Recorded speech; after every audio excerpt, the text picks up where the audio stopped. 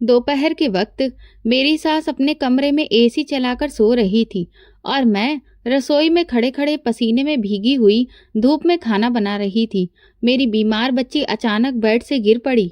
मैं घबरा गई, दौड़ते हुए सास के पास गई और रोते हुए बोली, माँ जी कुछ पैसे दे दीजिए, डॉक्टर के पास लेकर जाना है, हालत बहुत खराब है। सास ने मुंह चिढ़ाकर कहा, मेरे पास पैसे नहीं हैं और तेरी बेटी के इलाज के लिए मैं क्यों दूं पैसे? और फिर धक्का देकर मुझे कमरे से बाहर निकाल दिया। मैं फर्श पर गिर पड़ी। बच्ची तड़प रही थी और मैं उसे गोद में लेकर रोती रही। उसके बदन से गर्मी जा रही थी और मेरी गोद ठंडी हो गई। मेरी बेटी मेरी आंखों के सामने दम तोड़ गई। मैं उसे सीने से चिपका कर फूट फूट कर रोने लगी। ऊपर वाले से इंसाफ की भीख मांगती रही। तभी सास के कमरे से अचानक धुआं निकलने लगा। चीख पुकार मच गई और मेरी मरी हुई बेटी, मैं नई नवेली दुल्हन बनी बैठी थी, कमरे में घूंघट डाले सहमी हुई। तभी दरवाजा खुला और मेरा पति अंदर आया। मेरे पिता ने मेरी शादी अपने पुराने दोस्त के बेटे से की थी। उसने सफेद कुर्ता पहना रखा था, बाल बिखरे थे और हाथ में सुलगती सिगरेट थी। उसने सामने बैठते हुए धुआं मेरी तरफ फेंका। मैं झेंप कर थोड़ी पीछे सरक गई। उसने घूरते हुए कहा, अच्छा तो तुम ही हो नैना? मैंने धीरे से कहा, जी। वो हंसते हुए बोला, अब तुम मेरी बीवी बन चुकी हो, अब जो होगा सब सहना पड़ेगा, समझी? मैं चुप रही, गला जैसे सूख गया था। उसने फिर कहा, तेरे माँ बाप तो बहुत खुश होंगे ना, एक अमीर घर में ब्याह कर भेजा है तुझे। उसके लहजे में जहर था और मेरी आंखों में पानी। अगली सुबह मैं उठी, तैयार होकर आईने के सामने खड़ी थी। चेहरे पर मायूसी थी, आंखें सूजी हुई थीं। तभी सास कमरे में घुसी और बोली, नीचे आ जाओ, सब नाश्ता कर रहे हैं। बहू बनकर आई है, बीवी बनने का सपना बाद में देखना। मैं चुपचाप उसके पीछे चल दी। नीचे पहुंची तो पूरा परिवार नाश्ता कर रहा था, मगर किसी ने मेरी तरफ देखा तक नहीं। सास बोली, रसोई में जा और चाय बनाकर ला, 1 कप और 2 चम्मच चीनी, समझी? मैं सिर झुकाकर रसोई में चली गई और चूल्हा जलाकर चाय बनाने लगी। सबके उठ जाने के बाद मेरा पति आया और बोला, मेरे लिए नहीं बनाओगी चाय? मैंने कहा, अभी बनाती हूँ। उसने कड़वी आवाज में कहा, मेरी माँ के सामने ज्यादा जुबान मत चलाना और मुझे सिगरेट छोड़ने की सलाह देने की कोई जरूरत नहीं है। मैंने सिर हिला दिया। वो चला गया और मैं फिर चाय बनाती रही। दिन यूं ही बीतने लगे। बोली जाती थी तो ताना मिलता था, चुप रहती तो इल्जाम लगता। रात को वो नशे में आता, बिना कुछ बोले सो जाता। मैं बिस्तर के किनारे सहमी हुई लेटी रहती और हर रात ऊपर वाले से बस एक ही प्रार्थना करती, मुझे हिम्मत देना। एक और सुबह वो जल्दी उठकर निकल गया, बिना कुछ कहे, बिना देखे भी नहीं। फिर सास कमरे में आई, हाथ में चाय का कप और आंखों में वही हुक्म, अब उठ जा, ये घर है, कोई होटल नहीं है जहां तू आराम फरमाएगी और नौकर सब काम करेंगे। बहू बन के आई है तो काम भी करना होगा। मैं उठ गई। चेहरे पर रात की थकान साफ थी। नीचे आई तो रसोई के दरवाजे पर खड़ी सास अकड़ती हुई बोली, फ्रिज बंद है, ताला लगा है इसमें। मैंने देखा कि चाबी सास के हाथ में थी। वो बोली, जो चाहिए मुझसे पूछे बिना नहीं ले सकती, समझी? मैंने कहा, जी। वो दराज खोलकर एक छोटा सा थैला निकाल लाई, जिसमें गिने हुए प्याज टमाटर थे। 3 प्याज, 2 टमाटर, आधा पाव दाल। इससे ही बनाना, ज्यादा खर्चा नहीं चाहिए। खाने का स्वाद प्यार से आता है, चीजों से नहीं। उनके हर शब्द दिल में जहर की तरह उतरते जा रहे थे, मगर मैंने कुछ नहीं कहा। मैं सिर्फ एक बहू नहीं थी, मैं एक नौकरानी से भी कम थी इस घर में। जब खाना बना तो बस यही डर था कि कहीं नमक ज्यादा ना हो जाए, कहीं मसाला कम ना पड़ जाए। सास ने खाना चखा और बोली, ठीक है, पर नमक थोड़ा कम है, अगली बार ध्यान रखना। और हाँ, जो दाल बची है उसे कल के लिए रख लेना, हर दिन नई नहीं बनेगी, समझ में आया? रात को सास ने बुलाया। हाथ में पर्स था और एक रजिस्टर। ये घर मेरे पति की पेंशन से चलता है, जो कुछ भी आता है उसे मैं संभालती हूँ। तुझे जो भी खर्चा चाहिए होगा उसके लिए पहले मुझे बताना पड़ेगा। और एक बात कान खोलकर सुन ले, तेरे पति की तनख्वाह का आधा हिस्सा तो वो खुद अपनी सिगरेट में उड़ा देता है, बाकी मैं ले लेती हूँ ताकि घर चल सके। तू सोचना भी मत कि तेरे खर्चे अलग से होंगे। मैंने धीरे से कहा, अगर कभी तबीयत खराब हो जाए या कुछ खरीदना हो तो। वो हंसने लगी। तबीयत? पहले अपने पति को तो संभाल, फिर तबीयत की फिक्र करना। और खरीदारी के सपने तो देखना ही छोड़ दे। यहाँ तेरे बाप का माल नहीं है, समझ में आया? उनका एक एक शब्द मेरे लिए तेजाब के जैसा था, लेकिन मैंने आंखें बंद करके सब सुन लिया। दिल में बस एक दबी हुई प्रार्थना थी कि शायद कभी कुछ बदल जाएगा। अगले दिन जब पति काम पर जाने लगा तो मैंने कहा, अगर आप शाम को आए तो साबुन ले आइए, खत्म हो गया है। उसने बड़ी ही बेरुखी से कहा, मेरे पास पैसे नहीं हैं, अब माँ ही सब रखती है और जो कुछ भी बचता है वो मेरा नशा खा जाता है। मैंने कहा, लेकिन साबुन तो जरूरी है, मुझे कपड़े धोने होते हैं। पर उसने मुझे घूर कर देखा। मैं खामोश हो गई। वो दरवाजा बंद करके चला गया और पीछे सन्नाटा रह गया। शाम को जब वो वापस आया तो नशे में डूबा हुआ था, हमेशा की तरह। वो लड़खड़ाता झगड़ता बिना होश के घर आ गया। उस रात मैं चुपचाप अपनी चादर उठाकर कमरे के कोने में लेट गई। आंखों से आंसू निकलने लगे और मैंने चुपचाप उन आंसुओं को अपने अंदर समा लिया। कई दिन हो चुके थे, वॉशिंग पाउडर भी खत्म हो गया था। शाम को जब वो काम से वापस आया तो मैंने हिम्मत करके धीरे से आवाज दी, कुछ बात करनी है, अगर आप एक बार सुन लें तो। उसने जूते उतारे, बैग एक तरफ रखा और कठोर लहजे में बोला, हाँ जल्दी बोल, मेरा दिमाग वैसे ही खराब है, बेकार की बातें मत करना मुझसे। मैंने खुद को संभालते हुए कहा, देखिए कपड़े बहुत मैले हो गए हैं, पाउडर भी खत्म हो गया है, अगर आप कुछ पैसे दे दें तो मैं पाउडर ले आऊं। ये सुनते ही वो एकदम से रुक गया, जैसे मेरी आवाज ने उसे रोक दिया हो। लेकिन अगला लम्हा मेरी आत्मा पर बिजली बनकर गिरा। नैना, हर बार तुम्हें कुछ ना कुछ चाहिए होता है। मैं पत्थर बनी खड़ी रही। मैं तो बस जरूरत के लिए कह रही थी। जरूरत? तुम्हारी जरूरत है तो कभी भी खत्म ही नहीं होती। एक हफ्ता पहले भी तुमने कुछ मांगा था, अब क्या हर बार हिसाब दूं मैं तुम्हें? मैंने तो सिर्फ आपसे गुजारिश की थी। गुजारिश? तुम्हें लगता है कि तुम्हारे बाप ने तुम्हें पाल कर हमारे ऊपर एहसान किया है? सुन लो नैना, जो खर्च करता हूँ अपने पैसों का करता हूँ, तुम्हारी तरह नहीं कि दूसरों की कमाई पर जिंदगी जियो। मेरी आंखों से आंसू गिरने लगे। मैंने अपने होंठ कसकर भींच लिए। और हाँ, आइंदा मुझे इन सब बातों में मत घसीटना। मेरे अंदर एक चीज उभरी, लेकिन मैंने उसे अपनी सांसों में दबा लिया। उसने मुड़कर कमरे का दरवाजा जोर से बंद किया और बाहर निकल गया। मैं दरवाजे को घूरती रही, जैसे जवाब वहीं पर लिखा हो। अगली सुबह मैं खुद को चूल्हे के सामने खड़ा पाया। हाथों में मेहंदी की बजाय जख्म हो गए थे। मैंने माँ जी से कहा कि साबुन खत्म हो गया है, बर्तन धोने में हाथ बहुत जख्मी हो रहे हैं। उन्होंने मुझे ऊपर से नीचे तक देखा, फिर ठहाका मारकर हंसने लगी। ओहो, बड़ी नाजुक राजकुमारी आई हैं। हमारे जमाने में तो राख से बर्तन धोए जाते थे, तुम्हें तो जैसे हर वक्त बस अपने हाथों की और अपनी चमड़ी की फिक्र ही खत्म नहीं हो पा रही है। मैंने चुपचाप कहा, माँ जी सिर दर्द हो रहा है, इसीलिए कहा। उन्होंने तेजी से रजिस्टर बंद किया। हाँ हाँ, सबको अपनी तकलीफ नजर आती है, दूसरों का बोझ नहीं दिखता। और सुन, ये घर तेरे बाप का नहीं है कि जो चाहे ले ले। यहाँ एक एक चीज मेरी इजाजत से ही मिलेगी। और सुन, वो किराया जो तुम्हारे बाप की दुकानों से आता है वो भी मेरे हाथ में है। मेरे कानों में सिर्फ वो एक जुमला गूंजता रहा, तुम्हारे बाप की दुकान, जैसे वो जायदाद नहीं मेरा जुर्म थी। उसी दिन शाम को जब वो आंगन में बैठा था, मैं फिर चुपके से गई, हाथों की लकीरें दिखाते हुए कहा, देखिए मेरे हाथों में जख्म हो गए हैं, माँ जी शायद साबुन दे दें, अगर आप कहें तो। फिर वही बात, उसने मुझे घूर कर कहा, मैं कुछ भी नहीं मांग रही, बस बस करो नैना, तुम हर बार कोई ना कोई बहाना लेकर मेरे पास आ जाती हो। तुम्हारी बातें सुन सुनकर मेरा दिमाग पक गया है। मेरा क्या, हर बार माँ से भी सिफारिश करवाऊंगी। मैंने सिर्फ हाथ दिखाए हैं, दर्द हो रहा है बस। हाँ हाँ, तुम तो दर्द का पिटारा बन गई हो ना, हर वक्त दर्द का दिखावा करना। और मैं क्या हूँ तुम्हारे लिए, एटीएम हूँ? मैं कुछ भी नहीं बोली।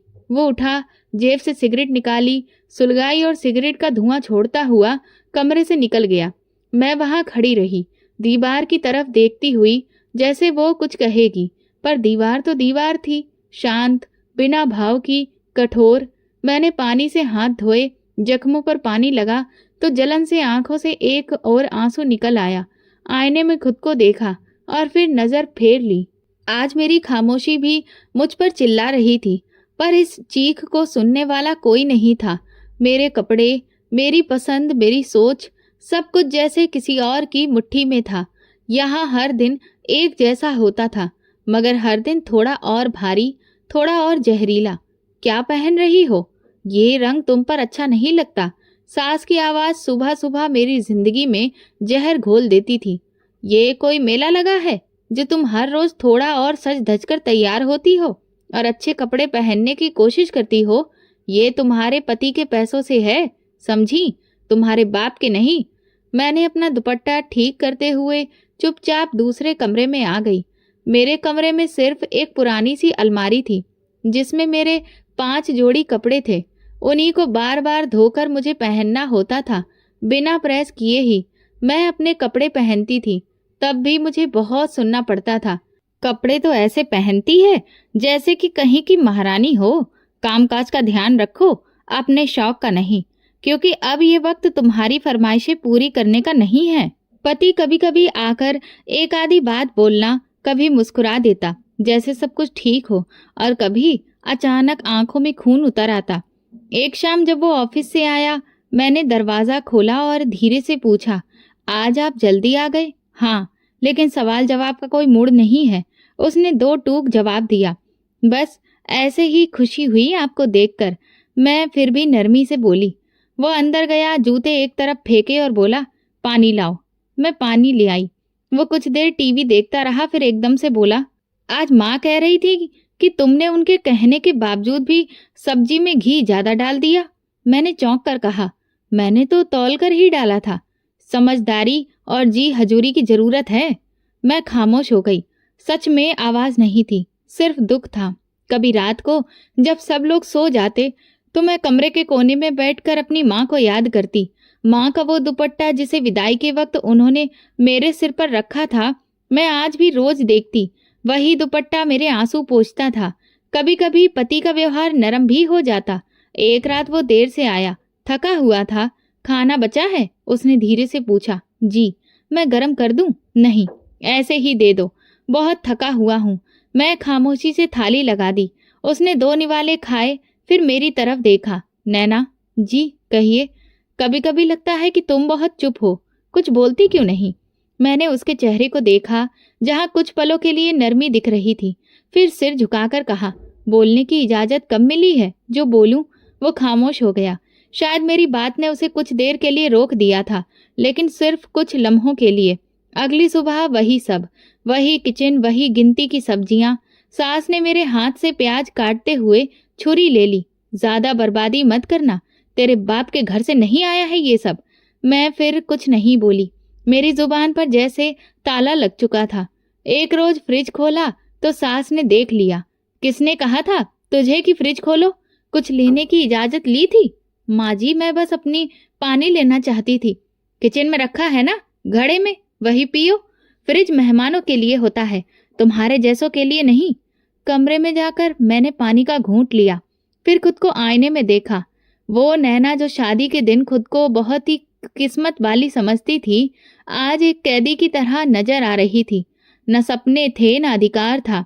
हर दिन किसी और की मर्जी से जीना, और हर रात आंखों के नीचे बढ़ते काले घेरे, मानो मेरी किस्मत बन चुकी है। वो दिन किसी आम दिन के जैसा ही था। मेरे शरीर में कुछ अजीब सा बदलाव महसूस हो रहा था। कमजोरी, चक्कर, भूख न लगना।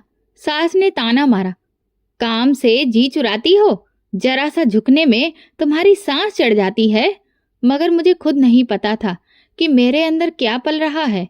चुपके से पड़ोस की मौसी के साथ मैं अस्पताल गई, और जब वहां पर मेरा टेस्ट हुआ तो डॉक्टर ने हल्की सी मुस्कुराहट के साथ कहा, बधाई हो, आप माँ बनने वाली हैं। मेरे हाथ कांपने लगे। पहली बार इतने दिनों के बाद मेरी आंखों में खुशी के आंसू आए थे, लेकिन वो आंसू बहुत जल्द खौफ में बदल गए। घर जाकर कमरे में मैं बैठी रही। शाम को पति आए तो मैंने हिम्मत करके कहा, आज मैं डॉक्टर के पास गई थी। क्यों, सब ठीक तो है? जी। वो मैं उम्मीद से हूँ। वो कुछ लम्हों के लिए चुप रहे, फिर बोले, तुमने माँ को बताया? नहीं, अभी नहीं, सोचा पहले आपको बताऊं। तो अब बता दो, उन्हें भी इस बारे में खबर होनी चाहिए। ये सुनते ही मेरे दिल की धड़कन तेज हो गई। मैंने धीरे से जाकर सास को खबर दी। माँ जी, डॉक्टर ने कहा है कि मैं प्रेग्नेंट हूँ। सास की आंखों में एक चमक आई, जैसे कोई सपना जाग गया हो। अच्छा है, भगवान का शुक्र है, अब कम से कम कोई तो खुशी का वक्त आएगा। लेकिन ये याद रखो, ये खुशी तभी पूरी होगी जब तुम पोता पैदा करोगी। मैं चुप रही। उन्होंने कहा, अगर बेटा हुआ तो ठीक है, लेकिन अगर बेटी निकली ना, तो वो तुम्हारे पेट के अंदर ही खत्म करवा दूंगी। हमें पोती नहीं चाहिए, मुझे पोता ही चाहिए। ये सुनते ही मेरे पूरे शरीर में एक ठंडी लहर दौड़ गई, हाथ पसीने से भीग गए। एक पल को लगा कि मेरे अंदर जो जान है वो हिल गई हो। माँ जी, ये तो सब भगवान की मर्जी होती है ना, ये सब तुम मुझे मत सिखाओ। नैना, भगवान भी देखता है कि कौन क्या चाहता है। मैंने मन्नत मांगी है कि मुझे पोता ही चाहिए। अगर बेटी निकली तो समझ लेना कि फिर कुछ भी नहीं होगा। मैं खामोशी से वापस कमरे में आ गई। पति टीवी देख रहा था। मैं उसके पास जाकर बैठ गई। आप कुछ नाराज तो नहीं हैं? नहीं, पर कुछ भी नहीं देखा। नैना, बात सीधी है। अगर माँ खुश है तो ही मैं भी खुश हूँ। मुझे बेटा या बेटी से फर्क नहीं पड़ता, पर माँ को सिर्फ बेटा चाहिए। अगर बेटी हुई तो माँ नाराज हो जाएगी और उनके गुस्से का सामना फिर तुम्हें ही करना पड़ेगा। मुझे तुमसे कोई भी उम्मीद मत रखना कि मैं तुम्हें उनसे बचाऊंगा। मेरी आंखों में नमी आ गई, पर मैंने उसे दिखाई नहीं। रात को जब सब सो गए, मैंने तकिए पर सर रखकर आसमान की तरफ देखा। हे भगवान, जो मेरे अंदर है उसे सुरक्षित रखना, चाहे बेटा हो या बेटी, बस वो जिंदा रहे और सही सलामत रहे। अगले दिन माँ जी ने मुझे बुलाया। वो हाथ में माला घुमा रही थी। सुना है कि तुम्हारे यहाँ डॉक्टर ने 3 महीने बाद अल्ट्रासाउंड करवाने के लिए कहा है। जी, जी माँ जी। तो फिर सुन लो, हम तभी पता करवा लेंगे कि बेटा है या बेटी, और अगर बेटी निकली तो फौरन ही फैसला हो जाएगा। ये बात अब पक्की है कि मुझे तो पोता ही चाहिए। अरे, पोते से ही तो खानदान का नाम आगे बढ़ेगा। दुकानों का बारिश तो आखिर वही होगा ना। मैंने नजर झुका ली। समझ गई नैना कि माँ की उनके लहजे में कोई भी हमदर्दी नहीं थी। उन दोनों के मेरे दिल में ख्वाब मोहब्बत पर हावी हो गया। हर धड़कन के साथ सवाल होता, क्या मेरे अंदर बेटी है, और अगर है तो क्या वो जिंदा बच पाएगी। पति रात को आया तो मैंने धीरे से पूछा, कभी सोचा है अगर बेटी हुई तो? उसने कंधे उचकाकर कहा, मैं क्या कहूँ, मेरा तो बस ये है कि जो भी हो सही से हो, लेकिन माँ जो चाहती है वही होगा। मैं नहीं रोक सकता उन्हें। तो आप कुछ भी नहीं करेंगे अगर माँ? मेरी बात अधूरी रह गई।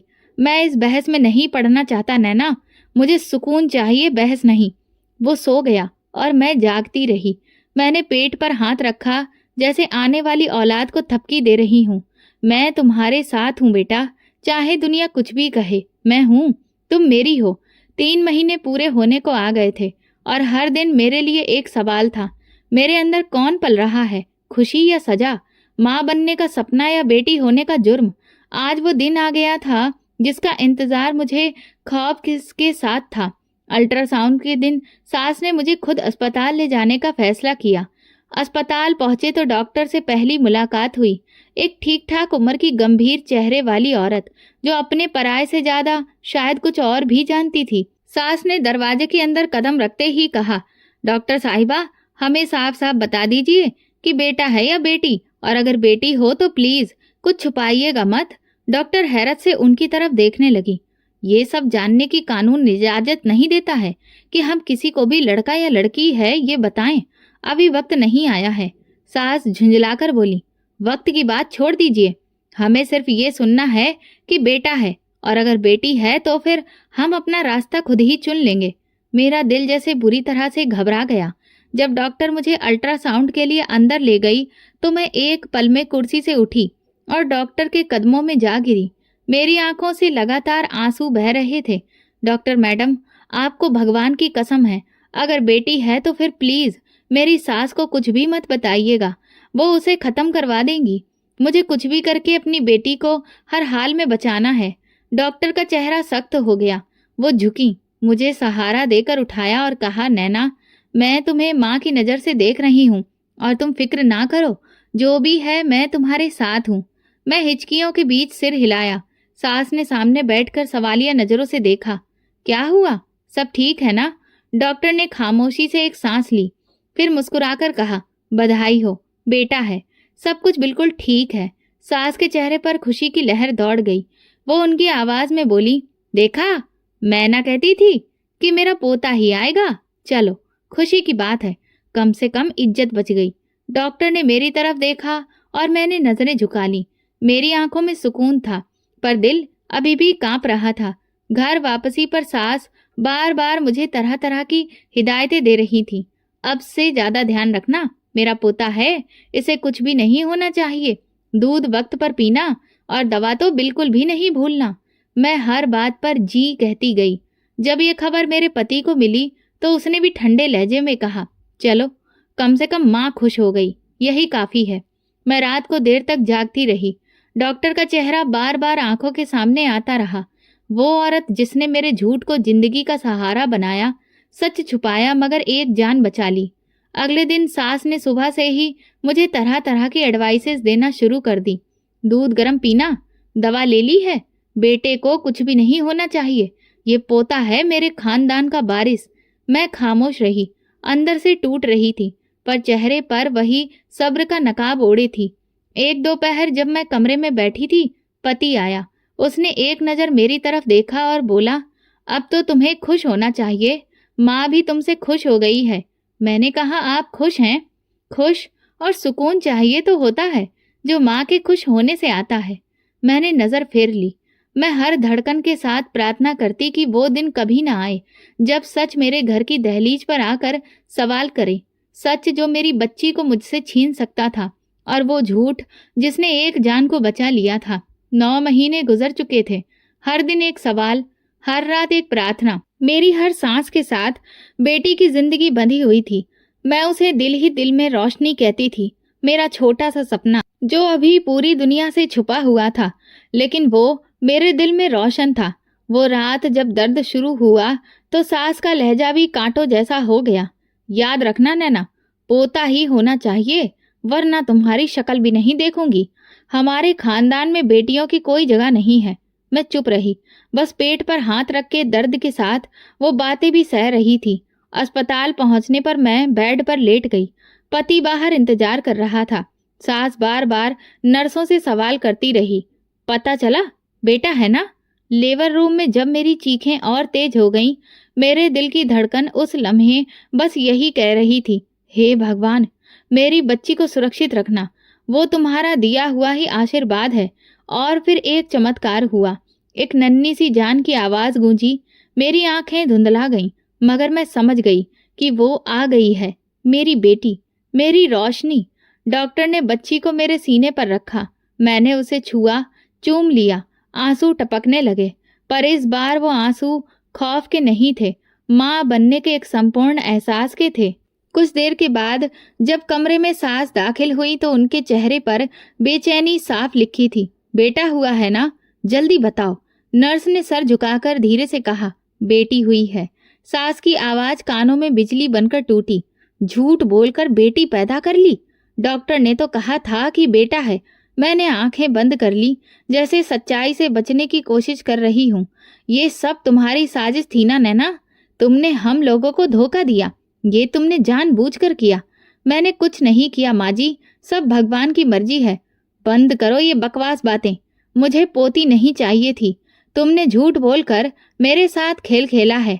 उसी पल पति अंदर आया। उसने सास की आवाज सुनी और बच्ची को मेरी गोद से उठाया। उसने बेटी को ध्यान से देखा, छोटे छोटे हाथ, मासूम सा चेहरा और उसकी नरम सांसें। एक लम्हे को उसके चेहरे पर हैरत और नमी दोनों एक साथ छा गई। कितनी छोटी है, कितनी मासूम। सास गुस्से से बोली, इसे गोद में लेने से ये बेटा नहीं बन जाएगा। तुम्हें धोखा दिया है इस लड़की ने। वो खामोश रहा। बच्ची को वापस मेरी गोद में रखा और धीरे से बोला, माँ, अब जो हो गया है वो हो गया। अब बिना बात शोर मचाने का क्या फायदा? तो अब तुम भी इसकी तरफदारी करोगे? नहीं माँ, मैं सिर्फ थक गया हूँ। बहस से, चीखने चिल्लाने से। सास गुस्से से पीछे हट गई। बस देखते जाओ नैना, ये बेटी तुम्हें कितनी महंगी पड़ेगी। तुमने मेरे सपने को छीना है। मैंने अपनी बेटी को अपने पास किया, उसके माथे पर हाथ फेरा। मेरी रोशनी, तुम सपना नहीं हकीकत हो, तुम मेरी जिंदगी हो। उसी दिन अस्पताल के बिस्तर पर मैंने सीख लिया कि जन्म देना सिर्फ शरीर की परीक्षा नहीं होती, ये दिल का भी इम्तिहान होता है। वापसी पर जब हम घर पहुंचे तो सास ने दरवाजे पर कोई स्वागत नहीं किया। ये बच्ची यहाँ रहेगी, लेकिन मेरी नज़र से दूर। मैंने जो सुना है वही माना था। झूठ बर्दाश्त नहीं होता मुझे। सास ने गुस्से में कहा। पति ने बच्ची को गोद में लिया और बस इतना कहा, मैं कमरे में हूँ। मैं चुपचाप उसके पीछे जल्दी कमरे में दाखिल होकर बेटी को बिस्तर पर रखा और खुद कुर्सी पर बैठ गई। पति ने एक नज़र मेरी तरफ देखा। तुमने डॉक्टर से झूठ बुलवाया? मैंने धीरे से कहा। हाँ। क्यों? क्योंकि अगर सच बता देती तो ये बच्ची आज इस दुनिया में नहीं होती। आपकी माँ इसे खत्म करवा देती। वो कुछ नहीं बोला, खिड़की की तरफ देखने लगा। मैंने जो किया सिर्फ अपनी बेटी के लिए किया, वो मेरी जिम्मेदारी है। उस वक्त कमरे में खामोशी छा गई। बेटी की धीमी सांस सुनाई दे रही थी। बाहर से सास की गुनगुनाहट आ रही थी, जैसे वो अब बेहोश होने का नाटक कर रही हो। रात को जब सब सो गए, मैं बेटी को सीने से लगाए बैठी रही। उसका नन्हा हाथ मेरी उंगली पर पड़ा हुआ था, जैसे वो जान गई हो कि दुनिया की दुश्मनी से बचने के लिए माँ ही काफ़ी है। बच्ची को गोद में लिए कई रातें बीत चुकी थीं, मगर नींद मेरी आंखों से रूठ गई थी। रोशनी 3 हफ्ते की हो चुकी थी। नन्हे से हाथ, नरम सा एहसास। हर बार जब मुझे देखती तो मेरे अंदर कुछ टूटने लगता था, लेकिन अब वो बार बार रोने लगती थी। पेट में दर्द, चिल्लाना, तड़पना। सास की बातें वैसी की वैसी ही थीं, बल्कि और ज्यादा कड़वी हो गई थीं। मैंने रोशनी के दूध के डिब्बे के लिए 70 रुपए मांगे। दूध क्यों नहीं पिलाती इसे? घर का है, फ्री है। हमारे जमाने में तो यही पीते थे सब बच्चे। मैंने धीरे से कहा, माँ जी, शायद रोशनी को मेरा दूध पच नहीं रहा है। वो पीती है मगर फिर वो फौरन ही पलट देती है। वो रोती रहती है। डॉक्टर ने कहा था कि कुछ बच्चों को बाहर का दूध ही देना पड़ता है। देख लेना, कान खोलकर सुन ले। अगर ये पोता होता ना तो रोज 1000 रुपए खर्च कर देती, लेकिन ये तो बोझ है। अब इसके नखरे नहीं देखूंगी। बाहर का दूध तो बहुत दूर की चीज है जो रोज रोज बाजार जाया जाए। मैं सिर्फ अपनी बेटी के लिए मांग रही हूँ माँ जी, बस। तुम्हारी जुबान दिन ब दिन बहुत लंबी होती जा रही है। याद रखो, मैं भी जिंदा हूँ और मेरे होते हुए तुम अपने फैसले नहीं चला सकती। अगर कुछ चाहिए तो अपने मायके से मंगवा लो। मैंने नजर झुका ली। दिल चाहा कुछ कहूँ, मगर जुबान पर ताला पड़ चुका था। उसी रात रोशनी बहुत रोई। मैं उसे सीने से लगाए हुई चुप करा रही थी। वो फिर भी तड़पती हुई रोती रही। पेट पर हाथ रखती तो लगता कि अंदर आग जल रही हो। उसकी सिसकियां कमरे में गूंजती रहीं और मेरा दिल जैसे हर पल खून के आंसू रो रहा हो। पति से बात की, वो अखबार पढ़ रहा था। रोशनी को दूध हजम नहीं हो रहा। अगर आप थोड़े पैसे दे दें तो मैं बाहर से ले आऊं। उसने बिना मेरी तरफ देखे कहा, माँ के पास हैं पैसे, मुझसे क्यों मांग रही हो? मैं माँ जी से बात की थी, उन्होंने साफ मना कर दिया है। कह रही है कि अगर पोता होता तो पैसे देती। अब बताइए मैं क्या करूं? पति बोला। तो क्या, मैं उनसे लड़ूं? तुम्हें मैंने पहले ही समझाया है, माँ जो कहती है वही होता है। मुझे कुछ मत कहना, मैं कुछ भी नहीं कर सकता। ये आपकी भी बेटी है, सिर्फ मेरी नहीं।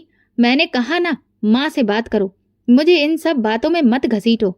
वो उठकर चला गया, जैसे रोशनी की चीखें उसके कानों तक पहुंच ही नहीं रही हो।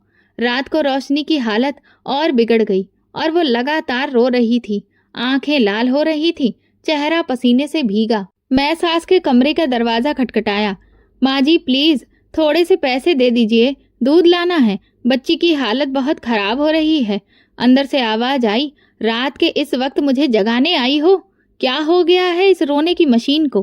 प्लीज सिर्फ आज दे दीजिए, मैं सुबह वापस कर दूंगी। दरवाजा खुला। सास ने गुस्से से कहा, नैना तुमने हद कर दी है। ये कोई राजकुमारी है? रो रही है तो रोने दो।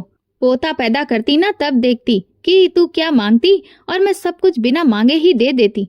चली जा यहाँ से, मेरा वक्त बर्बाद मत कर। उसके बाद दरवाजा जोर से बंद हो गया और मैं पत्थर बनी खड़ी रही।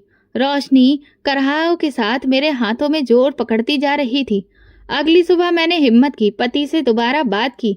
अगर पैसे नहीं दे सकते तो कम से कम खुद ही दूध ले आओ। मैं हर बार सास के आगे हाथ नहीं फैला सकती। रोशनी की तबीयत रोज बिगड़ रही है। उसने कड़वी नजरों से कहा, तुम मुझे मजबूर कर रही हो कि मैं माँ से छुपाकर कुछ करूं। अगर छुपाकर करना पड़े तो कीजिए, बच्ची की जान का सवाल है। उसने सर झटका। तुम अपनी बातें खुद संभालो, मुझे इसमें नहीं पड़ना। मेरे लिए जैसे हर दरवाजा बंद होता जा रहा था। उसी रात नैना को हल्का बुखार भी हो गया। उसकी आंखें भारी, शरीर ठंडा होने लगा। वो बार बार करवटें बदलती, हाथ पांव मारते मारते थक जाती।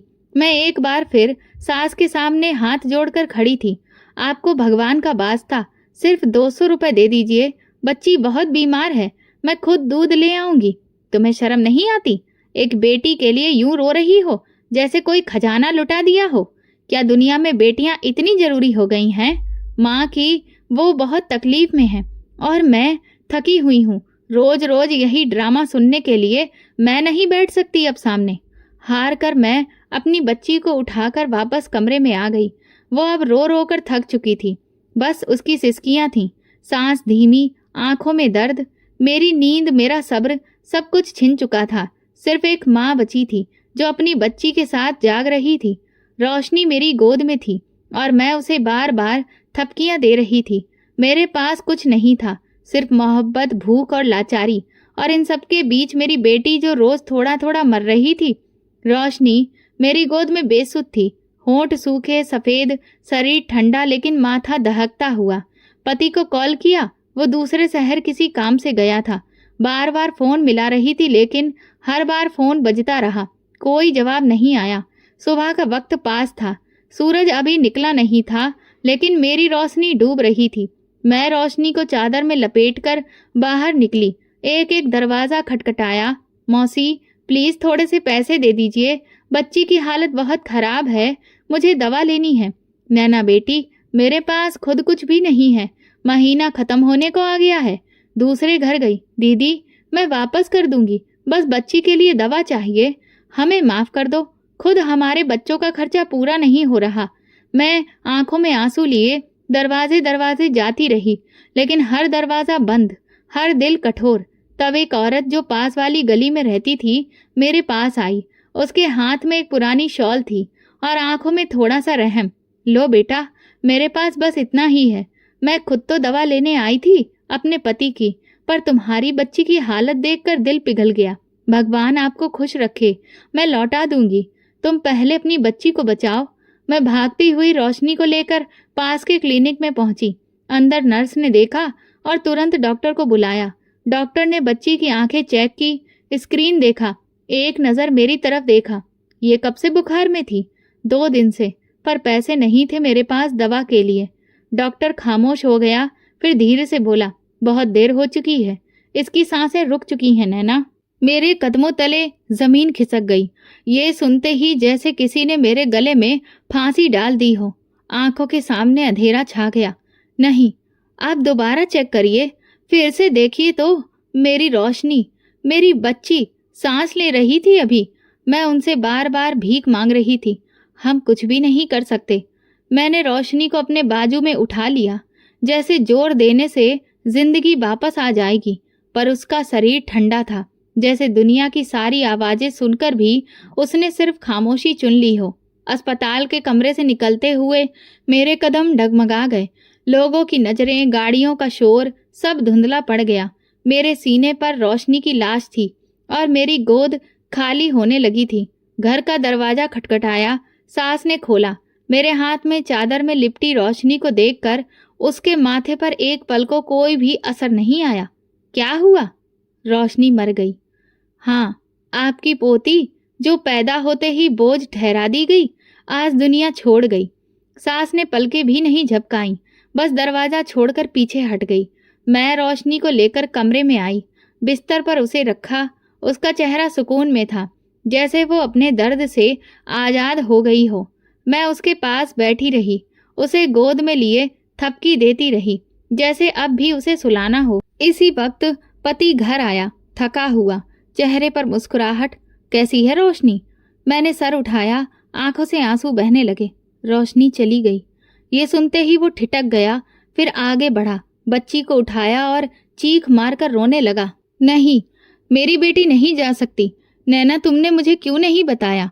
मैंने आपको कई बार फोन किया था, लेकिन तुमने फोन नहीं उठाया।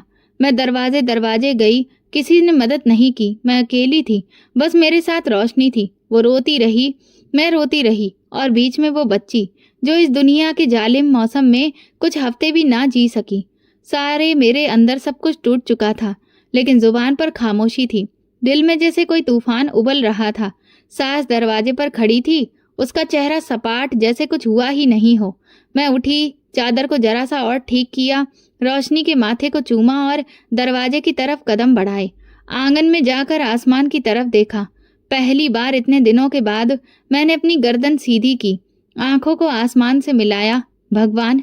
मेरी आवाज हल्की थी, मगर आंसुओं से भीगी हुई थी। ये बच्ची तुम्हारी ही दी हुई थी ना? तुमने ही तो कहा था कि बेटियां आशीर्वाद होती हैं।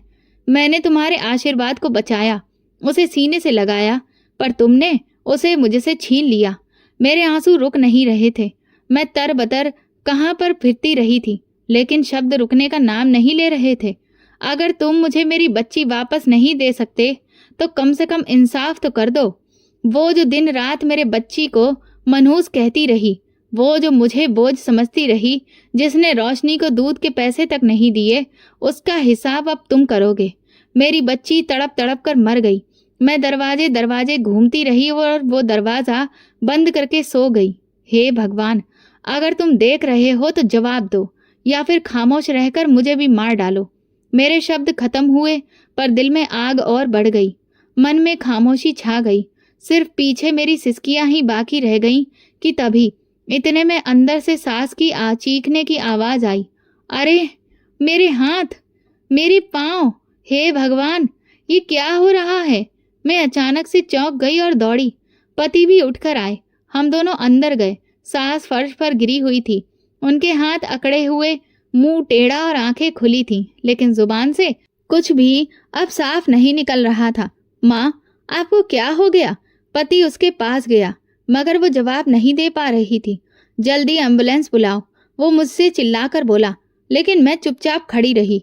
मेरी आंखें अभी भी नम थीं, लेकिन दिल में अजीब सा सुकून उतरने लगा था, जैसे भगवान ने मेरी पुकार सुन ली हो, जैसे इंसाफ का पहला कदम उठ गया हो। अस्पताल ले जाने पर डॉक्टर ने चेकअप किया, फिर एक लंबी खामोशी के बाद पति की तरफ देखकर कहा, आपकी माँ को पैरालिसिस का गंभीर अटैक पड़ा है। वो पूरी तरह से अब लाचार हो चुकी है। शरीर का आधा हिस्सा हरकत नहीं करेगा और जुबान भी बेकार हो गई है। अब जिंदगी भर के लिए बिस्तर पर ही रहेंगी। ये सुनते ही पति के चेहरे पर हवाइयां उड़ने लगीं। उसने मेरी तरफ देखा, जैसे कुछ कहना चाहता हो, मगर कुछ भी कह नहीं पाया। मेरी नजरें अभी भी सास के चेहरे पर थीं, जो अस्पताल के बेड पर बेबस पड़ी थी। वो जो हर दिन अपनी जुबान से मेरे लिए जहर उगला करती थी, आज वही जुबान जम गई थी। रात को जब सास को घर लाया गया, पूरा मोहल्ला जमा था। मैं दरवाजे पर खड़ी थी। रोशनी की गोद खाली थी, लेकिन नजरों में एक खामोश ताकत थी। मोहल्ले की एक औरत ने धीरे से कहा, भगवान का इंसाफ है, देखो तो। बच्ची की चीख सुन ली गई। मैंने कुछ नहीं कहा, बस आसमान की तरफ नजर उठाकर देखा। वो खामोश था, लेकिन आज वो खामोशी भी मेरे लिए जवाब थी। कमरे में जाकर मैंने रोशनी का खाली झूला देखा। उसमें उसकी फ्रॉक रखी हुई थी, जो अभी भी उसकी खुशबू से भरी हुई थी। मैंने वो फ्रॉक सीने से लगा ली। पति अंदर आया, मेरे पास बैठा। मुझे अंदाजा नहीं था कि हालात यहाँ तक पहुँच जाएंगे। मैंने कभी सोचा भी नहीं था कि रोशनी को हम इतनी जल्दी खो देंगे। मैंने कहा, तुमने सोचा नहीं, बस अपनी आंखें बंद रखी। जिस दिन तुमने रोशनी की आवाज़ नहीं सुनी, उसी दिन वो हमें छोड़ने लगी थी। मुझे अफसोस है, अफसोस अब रोशनी के किसी काम का नहीं है। और तुम्हारी माँ, वो अब वही भुगत रही है जो उसने मेरे बच्चे के साथ किया। वो चुप हो गया, कुछ लम्हों के बाद उठा और बाहर चला गया। मैं झूला देख रही थी। ऐसा लग रहा था कि जैसे रोशनी अभी भी उसमें ही हो। उसकी सांसें, उसकी नन्ही आवाज सब मेरी याद में थी। मैंने हाथ जोड़कर भगवान को याद किया। धन्यवाद भगवान, तुमने मेरी प्रार्थना सुन ली। तुम खामोश ही सही, लेकिन अंधे नहीं हो। कमरे की खामोशी में वो झूला हिलता रहा। मेरी गोद खाली थी, लेकिन मेरा आंचल अब कमजोर नहीं था। रोशनी गई, पर वो आसमान से मेरे हक में गवाही दे गई। रोशनी की जुदाई को 6 महीने हो चुके थे, लेकिन उसकी खुशबू, उसकी आंखें, उसकी नरम सी उंगलियां अभी भी मेरी गोद में महसूस होती थीं। उसकी याद मेरे अंदर कहीं इतनी गहरी हो चुकी थी कि हर दिन, हर पल वो मेरे साथ जीती थी। सांस बिस्तर पर पड़ी थी, जुबान गूंगी थी, हाथ बेजान। वो जो एक वक्त में हर शब्द में जहर टपकाया करती थी, अब इशारों में भी बेबस हो चुकी थी। आंखों में सिर्फ एक ही भाव था, पछतावा। कभी मैंने उनकी आंखों में नफरत देखी थी, आज उन्हीं आंखों से पछतावा बरस रहा था। लेकिन अब वो वक्त गुजर चुका था जब मैं उसके शब्दों से डरती थी। अब वो खामोशी, और मैं खामोशी से जीत रही थी। पति भी बदलने लगा था। रोशनी के जाने के बाद कुछ उसकी आंखों में भी वही खालीपन भर गया था जो मेरी आत्मा में बरसों से बसा था। अब वो सिगरेट हाथ में नहीं लेता था। हर शाम घर आता, मेरे पास बैठता और बात करने की कोशिश करता। एक दिन शाम को जब धूप दीवारों से फिसल रही थी, वो मेरे पास आया। नैना, मैं तुमसे कुछ कहना चाहता हूँ। मैंने उसकी तरफ देखा। वो वही इंसान था जिसने बरसों मेरे अंदर जख्म दिए थे, मगर अब उसकी आवाज में कुछ और था। शायद शर्मिंदगी, शायद माफी। मैं जानता हूँ कि मैं बहुत पीछे रह गया। जब तुम लड़ रही थी तो मैं सिर्फ तमाशा देख रहा था। जब तुम रो रही थी तो मैं चुप रहा। लेकिन अब जब मैं अपनी माँ को यूं बेबस देखता हूँ तो वो सब लम्हे आंखों के सामने आते हैं जब तुम उन्हीं आंखों से मदद मांगा करती थी। मैंने धीरे से कहा, कुछ जख्म माफी से नहीं भरते, लेकिन क्या कुछ रिश्ते माफी के बिना जी सकते हैं? मैं खामोश रही। फिर पलटकर कहा, रोशनी चली गई, पर उसकी याद नहीं। तुमने मेरी गोद से बेटी छीनी। अब अगर तुम वाकई में कुछ बदलना चाहते हो तो याद रखो, मेरी पहली गोद अब कभी खाली नहीं हो सकती। वो मेरी बात सुनता रहा।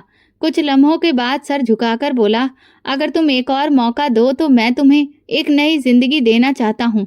वक्त गुजरता गया। मैंने बोलना कम कर दिया, लेकिन देखना शुरू किया। वो वाकई बदलने लगा था। अब वो सास के सामने भी मेरा साथ देता। जब वो बिस्तर पर हाथ उठाने की कोशिश करती, वो उनका हाथ थाम लेता, सफाई करता, दवा देता, और कभी मेरे हाथ से चाय का कप लेकर कहता, तुम आराम करो, आज मैं सब कुछ संभाल लूंगा।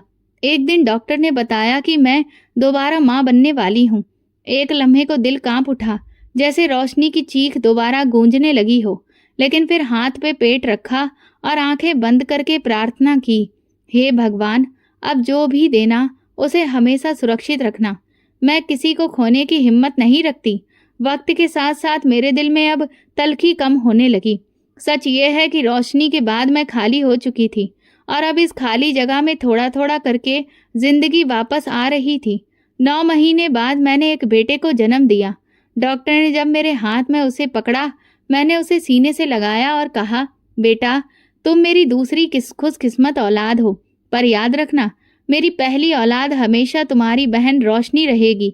घर जाकर पति ने बेटे को गोद में लिया। उसकी आंखें भर आई थीं। ये हमारी नई शुरुआत है नैना। मैंने सर हिलाया। सच तो ये था कि ये शुरुआत थी, पर एक लंबे सफर के बाद। वो सफर जिसने मुझे तोड़ा, बिखेर दिया और फिर समेटा। सास अभी भी बिस्तर पर थी। वो मेरी गोद में बेटे को देखती थी और उसकी आंखों से आंसू बहने लगते थे। वो कुछ भी कह नहीं सकती थी, पर हर दिन, हर लम्हा उसकी नजर माफी मांगती थी। एक दिन मैं उसके कमरे में बेटे को लिए बैठी थी। वो हमें देख रही थी। मैंने बेटे का छोटा सा हाथ उनकी हथेली पर रखा। वो थोड़ा सा हिली, आंखों से 2 आंसू के कतरे निकले। मैंने धीरे से कहा, देखो माँ जी, बेटा आ गया है, लेकिन जिसको आपने जीने नहीं दिया, वो बेटी, वो मेरी दुनिया थी। उस दिन मैंने महसूस किया उसकी खामोशी चीख रही है। शायद वो कहना चाहती थी, मुझे माफ कर दो, और शायद मैं सुन भी रही थी। कमरे से बाहर आकर मैं आसमान की तरफ देखने लगी। वही आसमान जिसकी गवाही पर मेरे भगवान ने मुझे जीत दी थी। मेरे बेटे की मुस्कुराहट, मेरे पति का बदलता हुआ व्यवहार, मेरी गोद की रौनक, सब कुछ वापस आ रहा था। मगर मेरी पहली जीत वो रोशनी थी और मेरा खामोश लम्हा रोशनी के बाद सब कुछ बदल गया। मगर उस बदलाव की कीमत वो थी जो किसी माँ को कभी अदा नहीं करनी चाहिए। मेरी गोद तो दोबारा भर गई, लेकिन दिल की वो जगह जहाँ रोशनी हंसती थी वह आज भी खामोश है। एक रात मैं सास के कमरे में गई। जब सब सो गए थे, मैं सास के पास जाकर उनकी चादर को ठीक किया। उनकी आंखों में नमी तैर रही थी। मैंने कहा, मैं जानती हूँ कि आप कुछ कहना चाहती हैं, लेकिन जो कहना था वो उसी वक्त कहना था जब रोशनी जिंदा थी। उनकी पलकें थरथरा गईं। अब आप सिर्फ आंखों से बात करती हैं, जैसे मेरी बच्ची सिर्फ सिसकियों से कर रही थी। वो तकिए पर नजरें जमा कर रह गई, जैसे अब इस बात को अपना रही हो कि अब जुबान नहीं सिर्फ आंखें बोलती हैं। सुबह मैंने उन्हें दवा दी। वो खामोश थी, उनके हाथ बिल्कुल ठंडे, जैसे वक्त का बहाव रुक गया हो। पति आया, उसने सास के पैर दबाए। काश माँ आपने नैना की बात उस दिन सुन ली होती, शायद रोशनी आज हमारे बीच होती। सास की आंखों से आंसू निकल आए। मैंने आंखें फेर लीं, क्योंकि कुछ दुख वो होते हैं जिन्हें देखना दोबारा जीना होता है। एक दोपहर वो मेरे सामने बैठी थी। मैंने खाना खिलाने के बाद उनका चेहरा साफ किया। उनकी सांसें भारी हो चुकी थीं। मैंने धीरे से कहा, आप भी मरने की प्रार्थना करती हैं? उनकी पलकें एक बार तेजी से झपकी, जैसे हाँ कहना चाहती हों। पर मौत भी अब शायद आपसे रूठ चुकी है, क्योंकि वो तो आप पर उपकार हो जाएगा, और आपने जो किया है वो तो जुल्म था। अब हर दिन हर लम्हा वो सजा है जो आपको खुद चुननी पड़ी। मैंने उनके हाथ पर थाम कर कहा, रोशनी ने आपको माफ कर दिया होता। वो तो बहुत छोटी थी, बस रोती थी, चुप हो जाती थी। पर मैं क्या कहूँ? मैं हमेशा याद रखूंगी कि बेटियां आशीर्वाद हैं, कोई मुश्किल नहीं। कमरे में खामोशी थी, सिर्फ पंखे की आवाज उठ रही थी। मैंने दुपट्टा ओढ़ा, बेटे को उठाया और बाहर गई। आंगन में आसमान साफ था, बादल नहीं थे, सूरज चमक रहा था। मैंने अपने बेटे को सीने से लगाया, उसके माथे को चूमा। बेटा, तुम जब बड़े होगे तो ये जानना कि तुम्हारी एक बहन भी थी, रोशनी, जिसे इस दुनिया ने जीने नहीं दिया, लेकिन वो अभी भी तुम्हारे साथ है। हर बार जब तुम मुस्कुराओगे वो खुश होगी, जब तुम रोओगे वो तुम्हारे पास होगी। पति मेरे पास आया, खामोशी से बैठा। तुमने बहुत कुछ बर्दाश्त किया है नैना, और तुमने सब कुछ खामोशी से सह लिया। मैं कमजोर थी पर टूटी नहीं, क्योंकि मेरे साथ भगवान था। क्या कभी मुझे माफ कर सकोगी? मैं थोड़ी देर सोचकर फिर कहा, तुमने रोशनी को नहीं बचाया, लेकिन तुमने मेरे दुख को समझा, सीखा। मैं तुम्हें माफ नहीं करती, मैं तुम्हें बदलते हुए देखती हूँ, और वही काफी है। हम दोनों कुछ देर खामोश बैठे रहे। सास की हालत अब और भी ज्यादा बदतर होती जा रही थी। हर दिन हर रात वो मौत के लिए प्रार्थना करती, पर उनकी कोई भी प्रार्थना सुनी नहीं जा रही थी। दवा काम कर रही थी, लेकिन जान नहीं छूटती। मोहल्ले वाले कहते ये भगवान की लाठी का असर है, ये एक बेटी को मारने की सजा है। मैं कुछ नहीं कहती, सिर्फ सुनती हूँ। मुझे बेटी होने पर सजा मिली, मगर भगवान ने खुद फैसला किया। बेटी को मारा तो भगवान ने, जालिम को जिंदा लाश बना दिया। वो औरत जो बोलती थी अब चुप है, जो आदेश देती थी अब दूसरों की तरफ देखती है, बस एक पलक झपकाती है। उसकी दुनिया एक बिस्तर है और इंतजार, एक ऐसी मौत का जो आती ही नहीं। मेरी गोद में बेटा है, पर मेरी आत्मा में रोशनी है। वो बेटी जिसे मैं झूठ बोलकर पालने की कोशिश की और दुनिया ने फिर भी छीन लिया, पर उसकी याद मेरी जीत है। और ये कहानी खत्म नहीं हुई। ये हर उस औरत के लिए एक निशान है जो किसी बेटी की माँ है। याद रखना, बेटियां आशीर्वाद होती हैं, बोझ नहीं। और जो इस आशीर्वाद को दिल से नहीं अपनाते वो जीतते नहीं हैं, वो सिर्फ मरते हैं। रोज, हर पल, जैसे मेरी सास जो जिंदा है पर सिर्फ सांसों में, असलियत में नहीं। ये वीडियो केवल मनोरंजन के उद्देश्य से बनाया गया है। सभी पात्र काल्पनिक हैं। वास्तविक व्यक्तियों, जीवित, मृत या वास्तविक घटनाओं से कोई समानता विशुद्ध रूप से संयोग है। किसी भी व्यक्ति, धर्म या जाति को ठेस पहुंचाने की मंशा नहीं है। अगर आपको हमारी कहानी पसंद आई हो तो कमेंट करिए, वीडियो को लाइक, शेयर करें और हाइप दें। चैनल पर नए हैं तो सब्सक्राइब करें और नोटिफिकेशन बेल दबाएं ताकि अगली अपडेट सबसे पहले आपको मिले। धन्यवाद। 10 साल बहुत लंबा अरसा होता है किसी अपने को भूलने के लिए, जिंदगी का एक खास हिस्सा कहीं और बिताने के लिए और नए रिश्ते बनाने के लिए। लेकिन कुछ बातें ऐसी होती हैं जिन्हें इंसान कभी नहीं भूलता। और एक माँ अपनी औलाद को कैसे भूल सकती है? वो औलाद जो मुझसे 10 साल पहले बिछड़ गई थी, आज मैं उसे वापस पाने की ख्वाहिश लिए एक खंडहर नुमा घर की तरफ बढ़ रही थी। उस खंडहर जैसे घर में तो शायद कोई पक्षी भी ना रहता हो, तो फिर मुझे मेरी इतनी बड़ी दिल की ख्वाहिश कैसे मिल सकती थी? दिल ही दिल में भगवान से बातें करती जा रही थी। बस तुझसे ही ये प्रार्थना है, तेरे ही सामने हाथ फैलाए हैं, अब तू ही मेरी मदद कर। कोई चमत्कार तुझे ही दिखाना है और मुझे यकीन था कि मेरा भगवान मेरी मदद करेगा। अगर मैं किसी को ये सारी बातें बताती तो वो यही कहता, तुम तो पागल हो। लेकिन हाँ, मोहब्बत और भरोसे वाले लोग पागल ही होते हैं। किसी से मोहब्बत करनी हो या भरोसा, पागलपन के बिना हो ही नहीं सकता। मैं उस घर में पहुंच गई। जैसे ही दरवाजा खोला, मेरे पैरों तले से जमीन खिसक गई, क्योंकि सामने मेरे सपनों की बुनियाद और भगवान का चमत्कार खड़ा था। क्योंकि सामने ही मेरा नाम आंचल है और मेरी शादी कम उम्र में हो गई थी। मुझे इस बात का कोई अफसोस नहीं था। मैंने कभी ये नहीं सोचा था कि मेरी जिंदगी में कुछ ऐसा हुआ है जो नहीं होना चाहिए था। मेरी शादी बिल्कुल सामान्य हालातों में हुई थी, ना कोई जबरदस्ती, ना कोई मजबूरी। दिल से खुश थी कि मेरी जिंदगी का एक नया सफर शुरू हो रहा है। जिस इंसान से मेरी शादी हुई, उसका नाम दिलीप था। सुनने में आया था कि वो बहुत गुस्से वाला आदमी है। जब मेरी शादी हुई और मैं विदा होकर दिलीप के घर आई, तो सबने मुझे तरह तरह की बातें सुनाई। किसी ने कहा कि वो बहुत सख्त और न्यायप्रिय है। किसी ने कहा कि वो कभी किसी की गलती बर्दाश्त नहीं करता। किसी ने कहा कि उसकी नज़र में सही और गलत का बहुत महत्व है। अगर कोई गलती कर बैठे तो उससे बड़ा जालिम कोई नहीं होगा। मैंने ये सब सुना, लेकिन दिल में कोई डर नहीं था। पहली रात उसने मुझसे सीधा साफ कहा, अगर गलती करोगी तो मुझसे बुरा कोई नहीं होगा, लेकिन अगर अच्छे से रहोगी तो तुम्हें दिल की और इस घर की रानी बनाकर रखूंगा। उस वक्त मैंने सोचा, ये तो आम सी बात है। जैसे हर घर के अपने कुछ नियम होते हैं, वैसे ही शायद उसके भी होंगे। और सच में ऐसा ही था।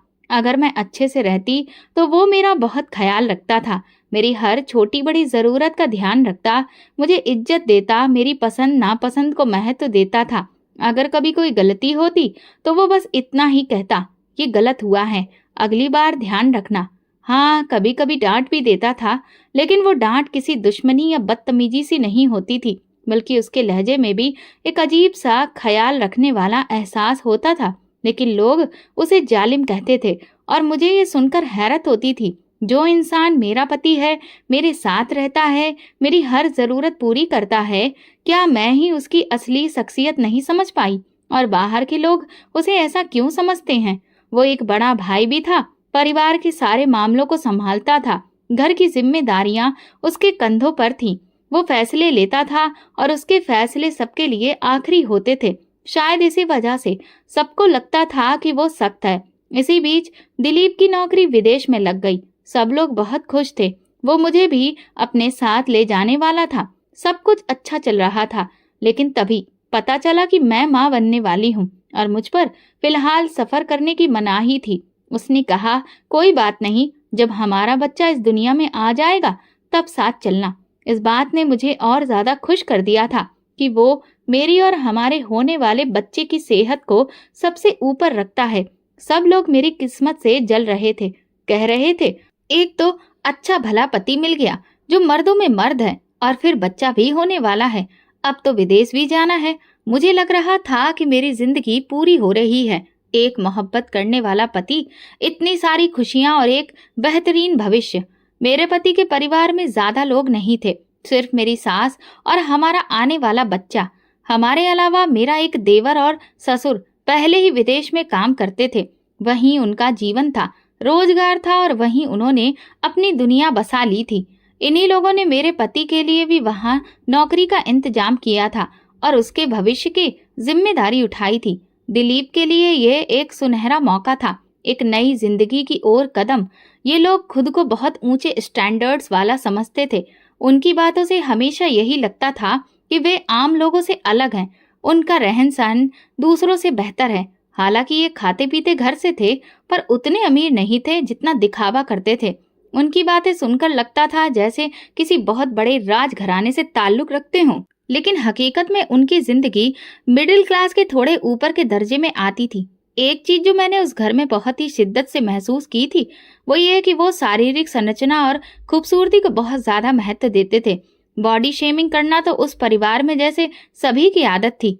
अगर किसी की रंगत सांवली थी तो वो उनके मजाक का निशान बनता था। अगर कोई मोटा था तो उसे तानों भरे जुमले सुनने पड़ते थे। अगर किसी की नाक मोटी थी, आंखें छोटी थी या दांत थोड़े बड़े थे तो वो उनके लिए एक बहुत बड़ी पंचायत का हिस्सा बन जाता था। मैंने शुरुआत में सोचा कि शायद ये आम बात है। अब तक उन लोगों की इस तरह की शारीरिक बनावट और सूरत को लेकर तानाकसी कई बार मैं सुन चुकी थी। मुझे ये सब अजीब लगता था। मैं सोचती थी कि ये लोग दूसरों की शारीरिक संरचना को लेकर इतना ज्यादा मजाक क्यों उड़ाते हैं। लेकिन फिर मुझे एहसास हुआ कि ये उनके लिए बिल्कुल सामान्य बात थी, या फिर उनके रोजमर्रा की चीज जिसे बदलना मुमकिन नहीं था। वे दूसरों के बारे में बातें करते, उनमें कई सारी कमियां निकालते और शायद इससे अपने आप को ऊंचा दर्जा दिलाने की कोशिश करते थे। मैं अक्सर सोचती थी कि जब मैं उनके सामने नहीं होती तो शायद मेरे बारे में भी ऐसी ही बातचीत होती होगी। अगर देखा जाए तो मेरे अंदर कोई खास शारीरिक कमी नहीं थी। मैं लंबी थी, दुबली पतली भी थी। मेरी नाक छोटी, होंठ बारीक और नक्श तीखे थे। लेकिन फिर भी ये सोचकर मुझे अजीब लगता था कि शायद मैं भी उनके तानों का एक हिस्सा बन चुकी हूँ। किसी के बारे में इस तरह बात करना अच्छी बात नहीं होती, लेकिन उनके लिए ये सब आम था और मैं इसे बदल नहीं सकती थी। उन दिनों मेरी जिंदगी ने एक नया मोड़ लिया। मैं माँ बनने वाली थी। एक नन्हा सा वजूद मेरी कोख में पल रहा था। यह एहसास मेरे लिए खुशी और उम्मीद की किरण था। लेकिन फिर मेरे पति ने मुझसे जो बात कही वो मेरे लिए कुछ अजीब थी। उन्होंने कहा कि अगर बेटी हो रही है तो उन्हें कोई प्रॉब्लम नहीं है, क्योंकि वो भी भगवान की ही देन है। लेकिन अगर बेटी हो तो फिर वो बहुत खूबसूरत होनी चाहिए, बिल्कुल गुड़िया के जैसी। आजकल इंटरनेट पर हम देखते हैं कि कैसी कैसी प्यारी बच्चियां होती हैं, बिल्कुल किसी डॉल के जैसी। अगर बेटी हो तो ऐसी ही हो, नहीं तो फिर भगवान मुझे बेटा ही दे। उसकी ये बात मेरे दिल में एक अजीब सा एहसास छोड़ गई।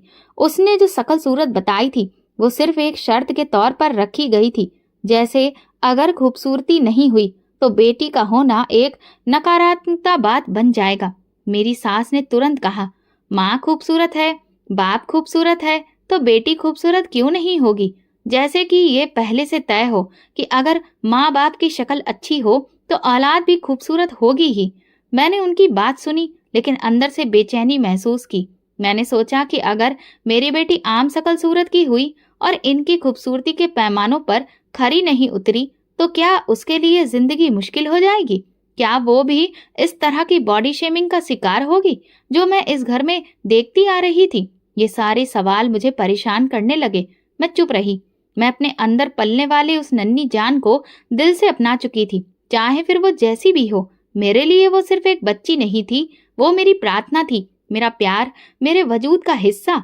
मेरे कमरे में खूबसूरत बच्चों के पोस्टर लगे हुए थे। ये सब देखकर मेरे दिल में एक अजीब सा एहसास उठता था। ये बच्चे किसी और की दुनिया के लगते थे, किसी ऐसी दुनिया के जहां सब कुछ संपूर्ण है, और मैं बेबस होकर देखती रहती थी।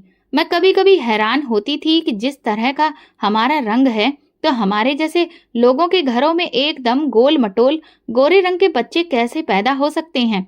सच्चाई तो ये थी कि हमारे भारत के बच्चों की शक्लें उन पोस्टर वाले बच्चों से काफी अलग होती है, लेकिन इसके बावजूद भी लोग हमेशा खूबसूरती को ही ज्यादा महत्व देते थे। ये सिर्फ मेरे पति और सास की पसंद नहीं थी, बल्कि पूरे खानदान का नजरिया यही था। वे खूबसूरती के पुजारी थे। उनके लिए किसी भी चीज की पहली कसौटी यही थी कि वो दिखने में कैसी है। मुझे धीरे धीरे एहसास होने लगा कि मेरी शादी भी शायद इसी आधार पर की गई कि मैं खूबसूरत थी, इसीलिए मुझे चुना गया।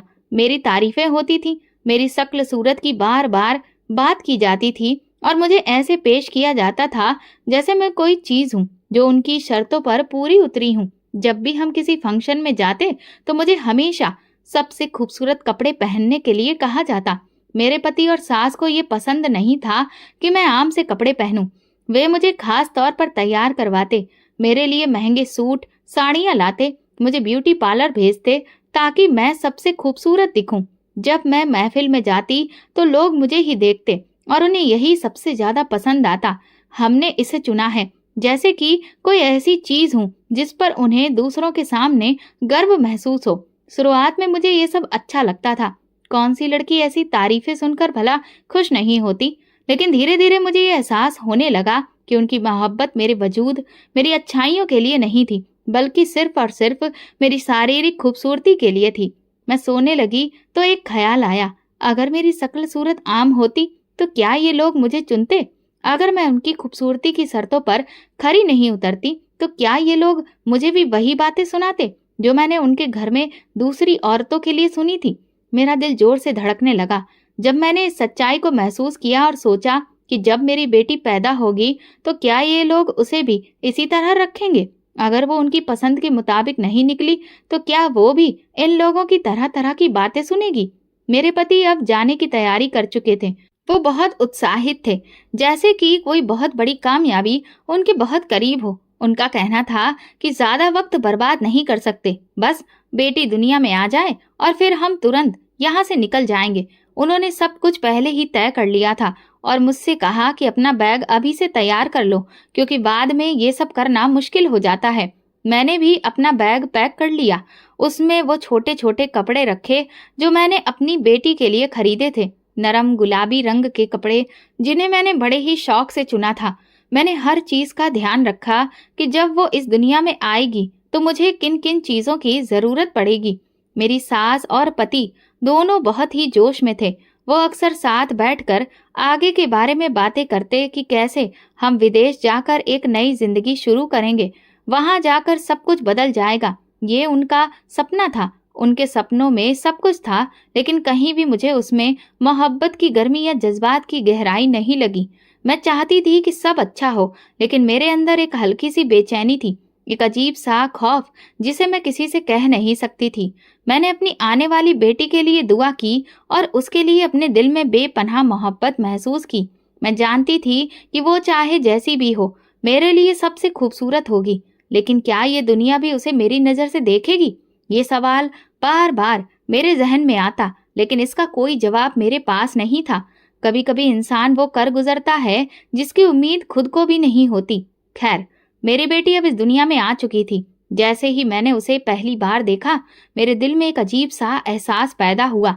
शायद ये वही माँ की मोहब्बत थी जिसका सपना मैंने हमेशा देखा था। लेकिन मैं हैरान थी। मैंने डॉक्टर से पूछा, डॉक्टर, ये मेरी बेटी है? डॉक्टर ने मुस्कुराकर कहा, जी हाँ, यही आपकी बेटी है। पर आपने ऐसा क्यों पूछा? मैं झिझकते हुए बोली, पता नहीं, वो मुझे कुछ अजीब सी लग रही है। डॉक्टर ने नरमी से समझाया, कुछ बच्चे जब पैदा होते हैं तो उन्हें कभी कभी ठीक से सांस नहीं मिलती,